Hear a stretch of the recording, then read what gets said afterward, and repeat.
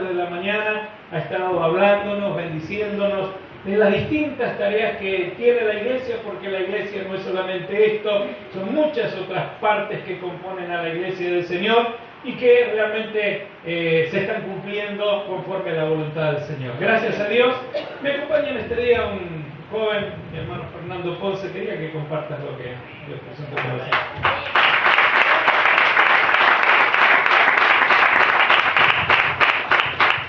Dios lo bendiga, hermano. Bueno, si bien no me conocen, mi nombre es Fernando Ponce. La verdad que estoy muy agradecido con el Señor por hoy haberme dado el privilegio de venir a este lugar, ¿no? No me conocen, pero me han hecho sentir como en mi casa y como verdaderamente hermanos, con la humildad que me recibieron. La verdad que estoy muy agradecido y el privilegio de haber conocido a los pastores, a diferentes pastores de cada congregación. Y bueno, hoy la verdad que estoy más que agradecido por mi vida, ¿no? El Señor me ha traído de haber estado perdido muchos años de mi vida. Si bien hoy, digamos, no llevo mucho tiempo de haber conocido al Señor, estoy empezando a conocer lo lindo que sería el propósito de Él que tiene con mi vida, ¿no? El Señor me sacó de la oscuridad, de las adicciones, de la delincuencia, y hoy estoy más que bendecido.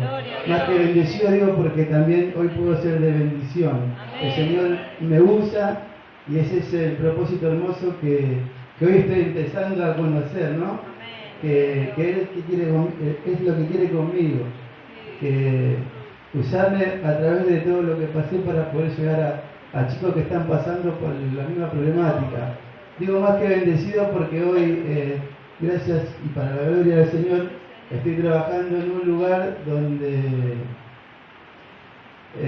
con chicos que pasan por adicciones, abusos, abandono, y eso es para la gloria de Dios. Hoy se esté glorificando en mi vida y la verdad que me siento tan emocionado y tan agradecido por este privilegio. Gracias al pastor, que es mi pastor, mi padre espiritual, mi pastor, que bueno, él gracias a su iglesia, a nuestra iglesia, a mi iglesia hoy, Manantiales en el Desierto, que ha llegado a nuestra comunidad, ¿no? A nuestra comunidad que se llama Nuevos Despertares. Además está decirle que pido oraciones por nosotros, estamos en lucha. Es un lugar donde vienen muchos chicos sin Dios, sus familiares sin conocer a Dios, y es una lucha constante, ¿no? Contra este flagelo. Y bueno, hoy estamos acá presentes y firmes para que ese propósito de Dios se cumpla, ¿no? En mi vida, así también como en la vida de cada chico que podamos salvar. Así que más está decirle que nos pongan en oración. Y bueno, hoy tenía una palabra que me había dado el Señor, que se la quiero compartir con ustedes. Está en Santiago 1:8. Así dice la palabra del Señor: el hombre de doble ánimo es inconstante en todos sus caminos. Esta palabra a mí llegó en un momento justo. Si bien yo hace 2 años y 9 meses que conocí al Señor, nunca tuve un compromiso real con el Señor. Iba a la iglesia, me congregaba y solamente era eso nada más. Y cuando me dio esta palabra, me hizo pensar mucho en toda mi vida, ¿no? Yo en toda mi vida nunca había terminado nada. Nunca ponía un cuadrito en mi casa y me decían y lo dejaba, me iba. Así como eso, todo, en todos los aspectos de mi vida nunca había terminado nada, ¿no? Y el Señor, cuando me dio esta palabra, me tocó, me abrió mi corazón y me dijo: bueno, Fernando, de ahora en más, todo lo que emprendas en tu vida lo vas a terminar. Y así fue terminando. Me empecé a congregar, terminé mi ABC, mi espigón. Hoy, para la gloria de Dios, para mí es un montón no haber terminado nunca mi vida y tener ese registro hoy y hoy tener el comienzo de un propósito para Dios que solo Él sabrá cuál es, y hoy sabe Él cuál es la obra completa, ¿no? Porque solo Él ve la obra completa y yo la verdad que estoy dispuesto a hacer lo que Él me diga hoy y a terminar su obra, ¿no? Sea cual sea. Así que esa es la palabra que tenía hoy. La verdad que estoy muy agradecido con el Señor, con toda la congregación, porque si bien es la primera vez que vengo, me siento como en mi casa, me hicieron sentir con tanto amor, con tanta humildad, y la verdad que me voy más que bendecido y lo llevo para mi casa y para el lugar que piso. Muchas gracias, hermano. Dios lo bendiga mucho.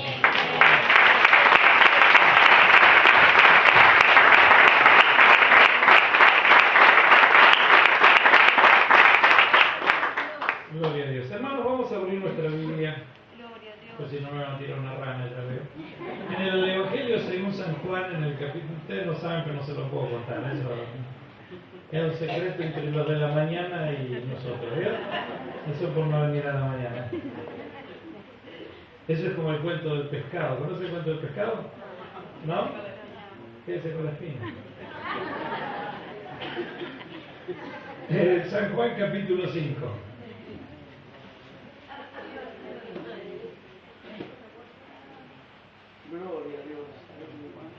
Esa es la otra parte, vio, Pastor Muñoz muy serio, muy formal, y bueno, me como como medio payaso a la mañana. Evangelio según San Juan capítulo 5, si nos ponemos de pie, como usted quiera, para leer la palabra, en el nombre del Padre, del Hijo y del Espíritu Santo. Vamos a cortarla. Gloria a Dios. Y dice la Biblia, después de estas cosas había una fiesta de los judíos y subió Jesús a Jerusalén. Esta es la segunda Pascua en la que el Señor sube para celebrar en su ministerio, ¿no es cierto? Esta es la segunda Pascua en la que el Señor va. Y hay en Jerusalén, cerca de la puerta de las ovejas, un estanque llamado en hebreo Betesda, el cual tiene 5 pórticos. Betesda significa casa de gracia. En estos yacía una multitud de enfermos, ciegos, cojos y paralíticos que esperaban el movimiento del agua, porque un ángel descendía de tiempo en tiempo al estanque y agitaba el agua. Y el que primero descendía al estanque después del movimiento del agua quedaba sano de cualquier enfermedad que tuviese. Y había allí un hombre que hacía 38 años que estaba enfermo, y cuando Jesús lo vio acostado y supo que llevaba ya mucho tiempo así, le dijo: ¿quieres ser sano? Y Señor, responde el enfermo, no tengo quien me meta en el estanque cuando se agita el agua, y entre tanto que yo voy, otro desciende antes que yo. Jesús le dijo: levántate, toma tu lecho y anda. Y al instante aquel hombre fue sanado, y tomó su lecho y anduvo, y era día de reposo aquel día. Entonces los judíos dijeron a aquel que había sido sanado: es día de reposo, no te es lícito llevar tu lecho. Y él le respondió: el que me sanó, él mismo me dijo: toma tu lecho y anda. Entonces le preguntaron: ¿quién es el que te dijo toma tu lecho y anda? Y el que había sido sanado no sabía quién fuese, porque Jesús se había apartado de la gente que estaba en aquel lugar. Después le halló Jesús en el templo y le dijo: mira, has sido sanado, no peques más, para que no te venga alguna cosa peor.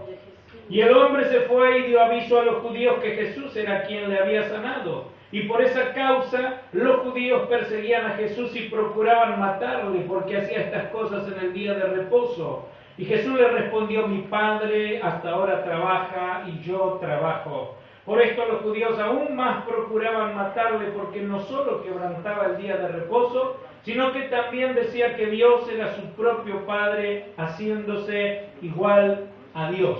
Hasta aquí la palabra de Dios. Puede tomar asiento. Cuando leía esta palabra hay algunas cosas que me hacen pensar, ¿no es cierto? Porque que la palabra a veces uno la lee y como es, ¿no es cierto?, la iluminación de la palabra, porque aunque la podemos leer tantas veces, ¿no es cierto?, porque la Biblia la vamos leyendo a lo largo de la vida muchas veces, ¿no? Ya usted habrá leído la Biblia muchas veces, ¿no es cierto? Amén. Amén. ¿Cuántos leyeron toda la Biblia?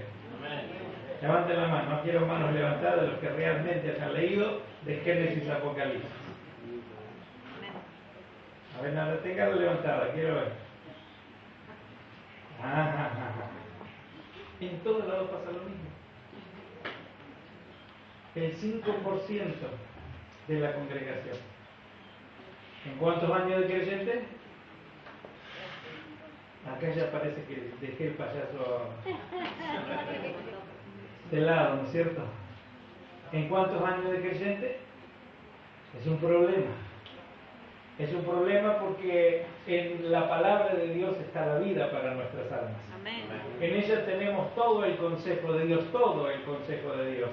Y en ella encontramos lo que necesitamos para nuestra salvación y lo que encontramos para nuestra, no solo para lo nuestro, porque le habla el apóstol Pablo a Timoteo, le dice haciendo esto, te salvarás a ti mismo y a los que te oyeren. Quiere decir que es una bendición para nosotros y también para los demás. Pero leyendo la palabra siempre se renueva en nuestros corazones. Y miraba y me hacía pensar en algunas cosas que me llamaron la atención, porque siempre la palabra de Dios es como un haz de luz que entra en nuestros corazones, algo que se ilumina la palabra en un versículo como si alguien nos estuviera enfocando, ¿no es cierto?, con un punto de luz para hacernos entender o abrirnos para nosotros a la Escritura y de lo que Dios nos da y lo que también podemos compartir. Amén. Porque el pan que Dios nos da, un día el Señor le dijo a los discípulos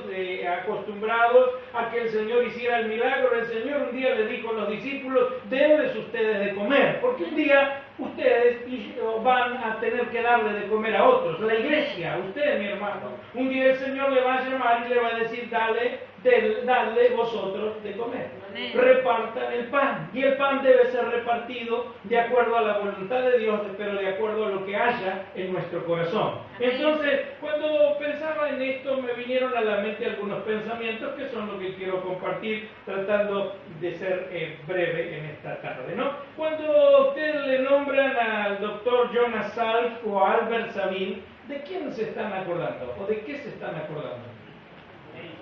¿De? Más específicamente, La vacuna. de la vacuna. ¿Qué vacuna? La sabinoral o la antipoliomielítica, ¿no es cierto? Que uno descubre el virus, el otro lo aparta, el otro crea crean la vacuna, que es justamente la antipoliomielítica, ¿no es cierto? Ahora, ¿para qué es una vacuna? Para no enfermarse. Para Crear inmunidad. crear inmunidad. ¿Y entonces qué hace?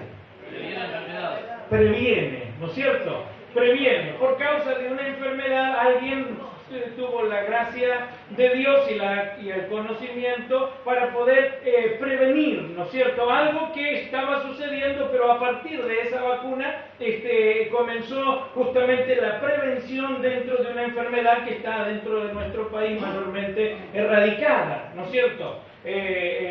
Cuando yo me convertí, en la iglesia donde yo me convertí, en realidad vio que no se daban vacunas, ¿no, pastora? No, porque era en realidad cuando uno se convertía en la iglesia vieja pentecostal, definitivamente decíamos que Dios nos sanaba de todas las enfermedades y no vacunábamos a los chicos. Porque, éramos esos pentecostales, ¿y qué? ¿No es cierto? Los rabiosos pentecostales, ¿no? Entonces, los pentecostales, sí, ¿qué? Así, ¿no? Y casi así lo desafiaba. Pero en esos tiempos no se hacía de esa manera, porque justamente decíamos que había que confiar en Dios y la fe nos llevaba a ni siquiera hacer el plan de vacunación que los chicos tenían que tener. Pero esto nos habla, o también me hacía acordar en otra cosa que ha sucedido, y no sé si hasta hoy sucede, que es cuando en los centros de internación de las personas de las que llegan a tener problemas mentales, había una operación que hacían, ¿no es cierto? ¿Y eso qué operación era? La lobotomía, ¿no es cierto? La lobotomía, ¿qué es la lobotomía? ¿Qué hacían?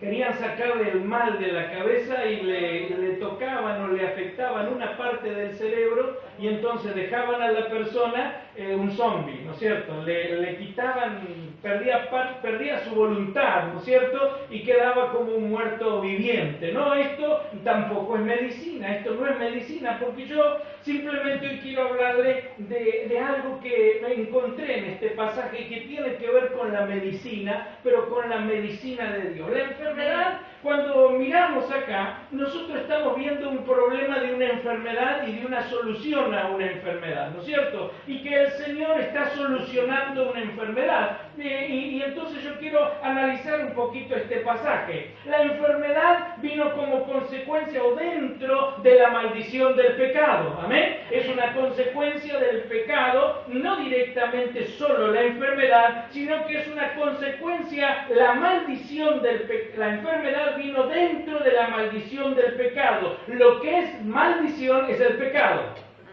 Amén. Lo que es una maldición es el pecado. Y la consecuencia directa de que esta maldición es la consecuencia directa de alejarnos de Dios. Lo que hace que nos produjo, ¿no es cierto?, de Dios que nos provee y nos ha dado las condiciones perfectas. El hombre en su Adán y Eva, en aquel jardín del Edén, tenía las condiciones necesarias, tanto inherentes a su propio ser, como ambientales, que Dios lo había colocado en un ser y en un lugar perfecto, con una condición perfecta, donde la enfermedad no existía. No había ni enfermedad ni había muerte, y no era tampoco ni la enfermedad ni la muerte el plan o el propósito de Dios. La muerte cayó como un juicio. La muerte siempre es un juicio, y la muerte significa siempre separación. Cuando el hombre pecó, el hombre fue separado de la presencia de Dios, y cuando Dios lo maldijo, le dijo: de cierto morirás, porque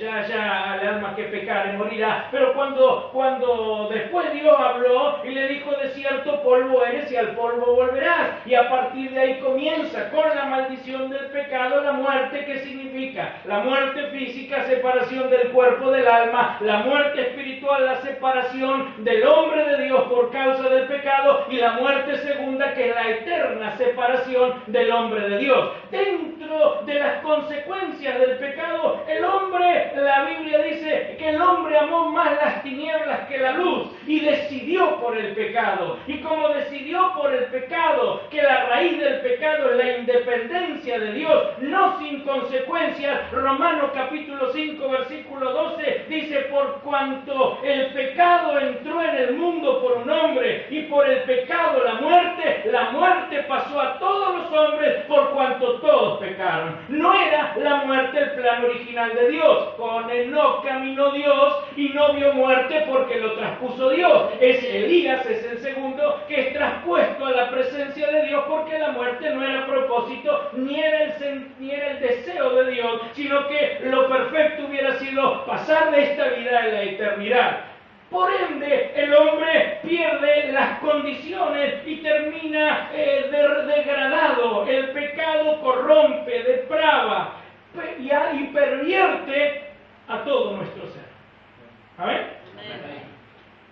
Corrompido. Algo corrompido es algo que se alteró, algo que se echó a perder, algo que se pudrió, ¿no es cierto? Y el pecado ha corrompido la esencia de nuestro ser, lo alteró totalmente, echó a perder la imagen o desdibujó la imagen de Dios en nuestro corazón. La depravación, otro término teológico, es viciar, es pervertir, y pervertir es perturbar un orden o estado de las cosas. Todo se alteró, todo se cambió, se llenó por causa de la depravación de vicios, defectos o excesos, defectos morales, falta de rectitud, que terminaron con el hombre o el ser corrompido, y cuando en Génesis miramos el capítulo número 6, vio Dios que la maldad del hombre era sobremanera sobre la tierra, y decidió Dios ponerle fin a aquella humanidad. Más después el hombre sigue eligiendo el pecado, y como el pecado ha seguido corrompiendo al hombre, entra en el hombre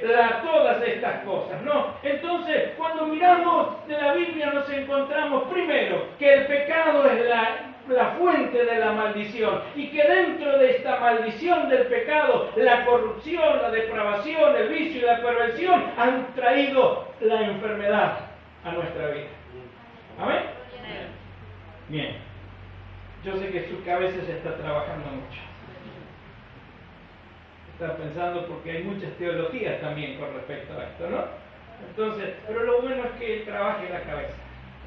Pues si no trabaja la cabeza, se oxida, ¿no? Entonces, todo eso es consecuencia mismo del pecado. Ahora, no todas las enfermedades son consecuencia del pecado.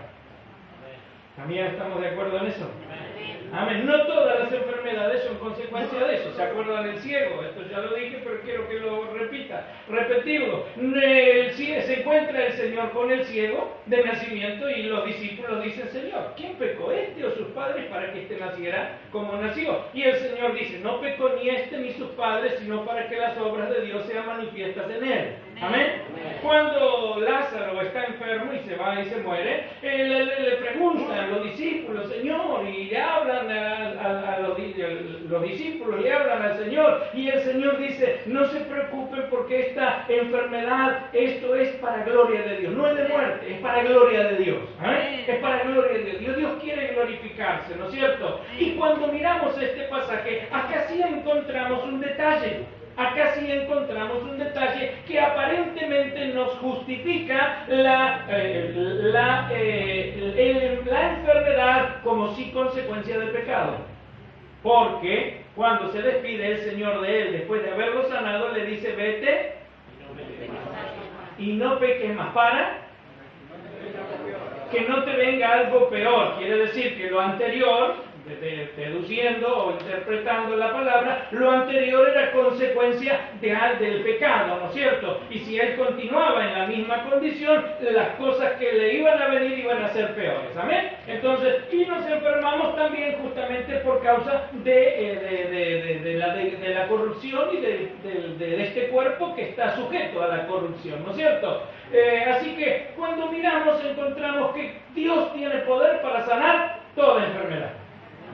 No importa cuál sea el origen, el Señor tiene poder para sanar todas nuestras enfermedades. Es más, nosotros venimos enfermos del pecado. El himno número 53 dice: me hirió el pecado, fui a Jesús, mostréle mi dolor, perdido errante vi su luz, bendíjome en su amor. En la cruz lo primero vi la luz, y las manchas del pecado yo lavé, fue allí por fe lo vi a Jesús, y siempre feliz con él seré. Esto nos da a nosotros sanidad en nuestra alma. Nosotros hemos venido enferma nuestra alma, pero enferma de pecado, y cuando un alma está enferma de pecado, todo su ser pasa a estar enfermo. Teníamos enferma la mente, nuestra cabeza enferma, sin entender razones, llenos de dolores, llenos de angustias, llenos de heridos, y a veces esas enfermedades que teníamos en nuestra alma habían enfermado nuestra mente, y como todos los médicos también dicen, hemos trasladado a nuestro cuerpo las enfermedades por medio de la somatización. Usted, lo primero que va al médico y le dice: Señor, me duele esto, me duele lo otro, lo primero que le pregunta: ¿usted está pasando algún problema? ¿Usted está sufriendo alguna situación? ¿Por qué le dicen eso? Porque muchas veces sufre nuestro cuerpo a causa de nuestra alma, ¿no es cierto? Y entonces lo primero que tratan ya no es solamente el síntoma, sino están tratando de ver cómo, pero nos encontramos que a veces no pueden cómo, y entonces tendríamos que vivir haciéndole lobotomías a las personas, o mejor dicho, hacen lobotomías químicas, metiéndole los psiquiatras, poniéndole pastillas y durmiendo a la gente para que no piense avance, para bajarlo de revoluciones, para que simplemente lo sienten, lo levanten, lo acuesten, o una pastilla para bajarlo, otra pastilla para levantarlo a la mañana, una pastilla para el estómago por la duda, y así el hombre vive sin vivir, justamente porque está enferma su alma. Usted siempre sabe que yo doy vueltas a algunas, ¿no? Ahora, la pregunta que el Señor le hace al paralítico es rara. Porque el Señor le habla al paralítico que hacía 38 años que estaba allí y le pregunta una cosa rara porque dice, ¿quieres ser sano? Y esto para nosotros es una perogrullada, se cae de maduro. ¿Cómo va a preguntarle el Señor a un enfermo si quiere ser sano? Pero definitivamente a lo largo de la vida uno se da cuenta de que no todos quieren ser sanos. El otro domingo el sábado anterior vino un muchacho,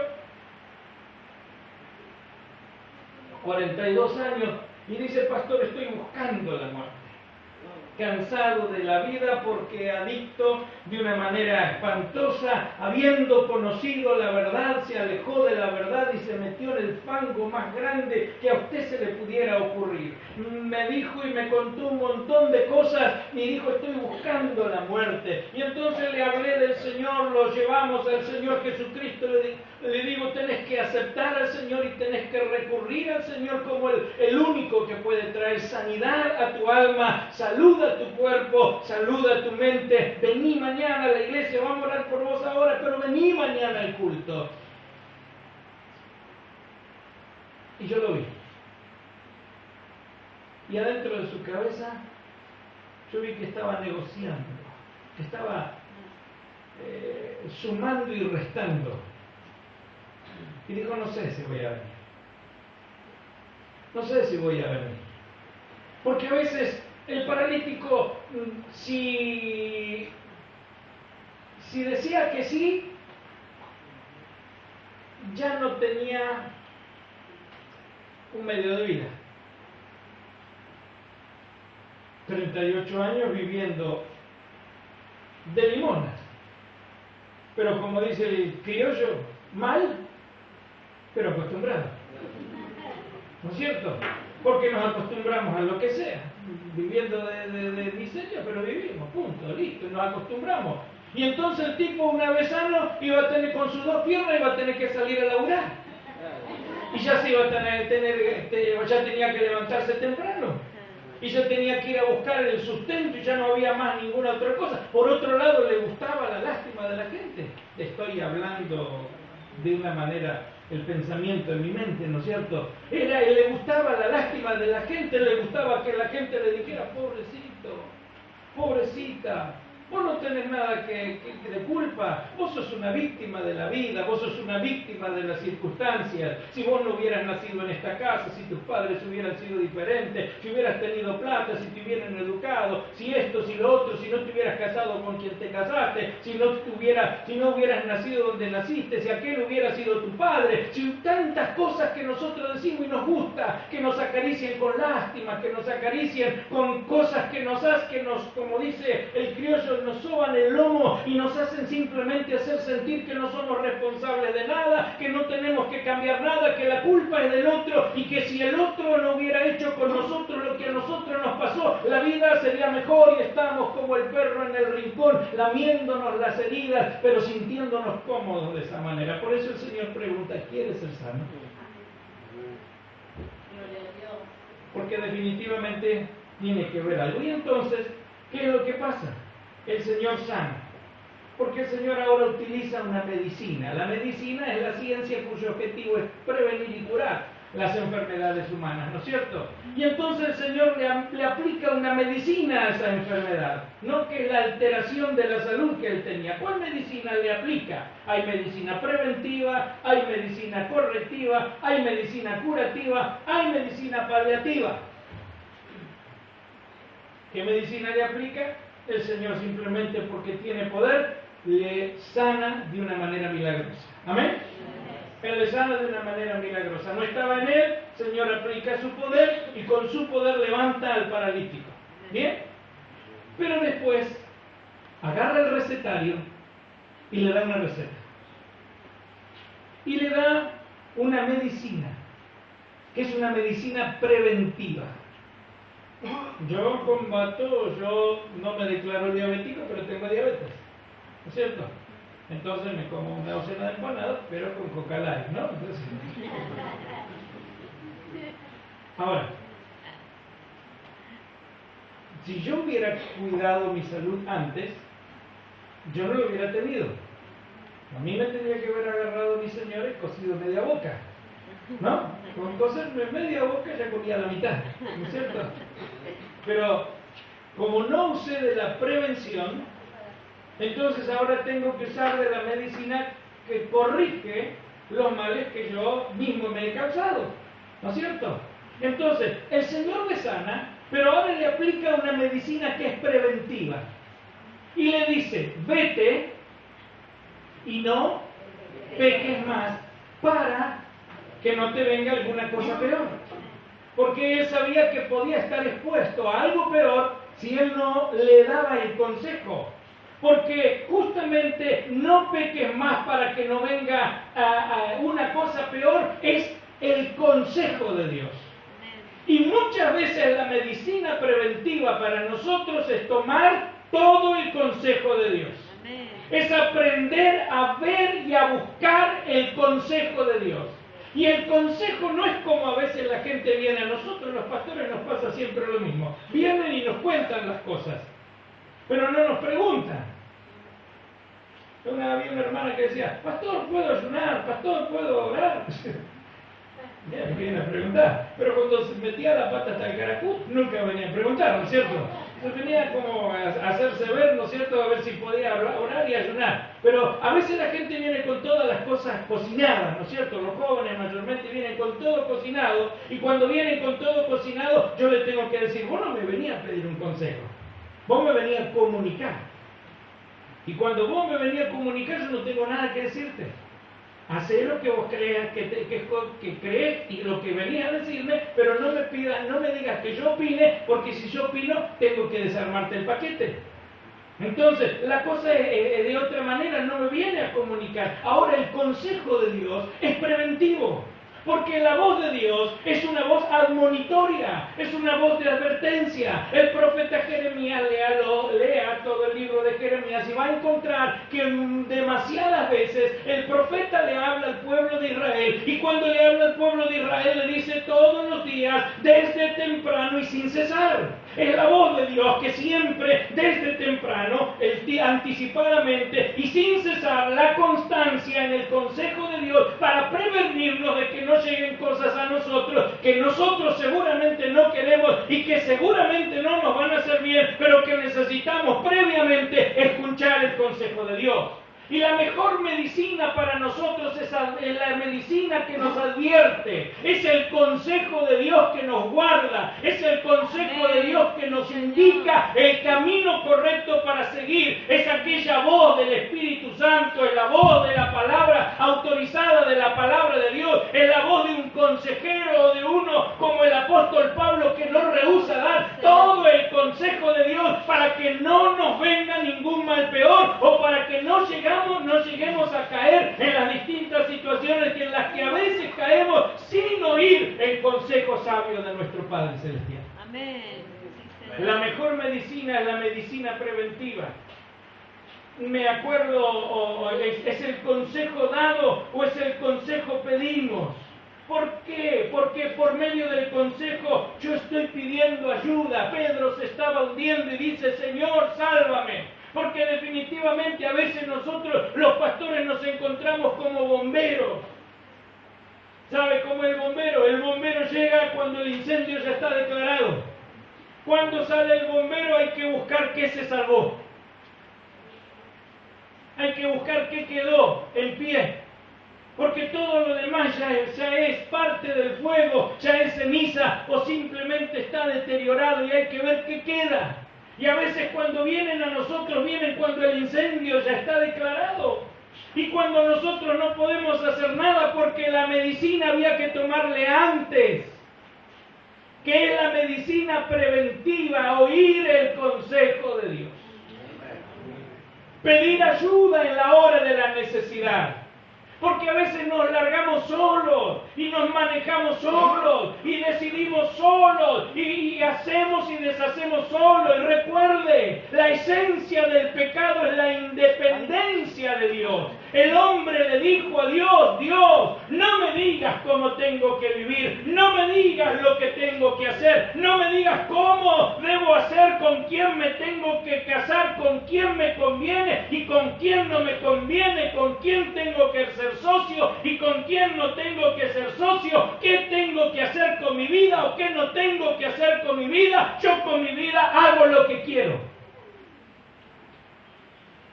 Cuando nosotros no pedimos el consejo, estamos diciendo de la misma manera.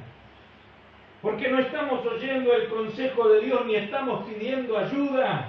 Y necesitamos tener una medicina que nos evite las cosas que van a ser desagradables para nosotros, las cosas que van a traer consecuencias. La vida está hecha en base a decisiones. Ustedes me han escuchado montones de veces decir esto. La vida está hecha en base a decisiones. Y las decisiones siempre traen consecuencias. No hay una sola decisión en su vida que no tenga consecuencias, por supuesto. ¿Qué sé yo? Si hoy dijo el pelado, me peino para atrás. No, acá no sirve, no hay problema. Que usted haya venido con el saco rojo o el saco azul no sirve. Que usted se haya puesto una media azul o una media bordón, no importa, no le va a cambiar la vida. Que se haya tenido o no se haya tenido, no le cambia la vida. Pero hay decisiones que te cambian la vida. Que uno no se da cuenta. Dejar de estudiar te cambia la vida. Dejar de estudiar cambia la vida de alguien. Los chicos no dicen nada. Allá al fondo están mutis. ¿Sabe por qué? Porque la mayoría de todos, muchos acá grandes, quieren empezar a estudiar ya grandes. Porque no lo hicieron en su momento. Ponerte de novio te puede cambiar la vida. Y según con quién también. Casarte te puede cambiar la vida. Tener un hijo te puede cambiar la vida. Sí, definitivamente te cambia la vida. Definitivamente te cambia la vida. Pero tenerlo bien o tenerlo, Fernando me venía contando parte de su vieja vida a los 16 años. ¿Está bien o está mal? Está mal cuando no estamos en la voluntad de Dios, porque trae consecuencias. Y pedir ayuda es la medicina preventiva que nosotros tenemos que aplicarle a nuestra vida. Antes de que sucedan las cosas, ¿cuándo tengo que pedir ayuda? Cuando soy tentado, cuando estoy cediendo, cuando estoy aflojando en mi vida o en mi relación con Dios, cuando me estoy enfriando, cuando me estoy aislando del cuerpo y siento que no tengo ganas de congregarme o que no tengo ganas de escuchar a nada ni a nadie. Tengo que pedir ayuda, es cuando más tengo que pedir ayuda, cuando me siento que me estoy alejando y cuando quiero personalmente alejarme de la congregación de los santos, porque el salmista dice: compañero soy yo de todos los que te temen y buscan tu nombre. Pero cuando yo me siento que me estoy alejando de la comunión, tengo que pedir ayuda. Cuando estoy con bronca por dentro o cuando estoy alimentando mi problema o enfermedad, necesito pedir ayuda. Cuando yo pido ayuda, yo voy a recibir la ayuda de Dios. Y el Señor jamás te va a dejar hundir en el cieno de la duda o en el cieno de los problemas o en el mar de la desesperación, sino que el Señor te va a levantar. Amén. Hay otra medicina, que es la medicina correctiva. ¿Sabe? Nosotros nos gusta otra medicina. Otro tipo de medicina. A nosotros nos gusta definitivamente la cirugía estética, ¿bien? O el maquillaje, ¿no? Se pinta como una puerta le aplicamos cicatricure y cuando le aplicamos cicatricure ya no se ve el defecto. Ya no hay nada, ¿no es cierto? Entonces nos pintamos la cara y no hay ningún problema. Y en realidad, el pintarse la cara o ponerse una máscara no soluciona el problema. Ponerse una curita no soluciona el problema. Ponerse cicatricure no solo cubre el problema. Ponerse maquillaje solo tapa el problema, pero el problema sigue en el fondo. Y a nosotros nos gusta tapar nuestro problema, esconder nuestro problema, meterlo debajo de la alfombra, nuestro problema, y no acudir al Señor para que nos sane. Cuando no acudimos al Señor para que nos sane, nos encontramos que a veces Dios aplica una medicina correctiva. ¿Cuál es la medicina correctiva?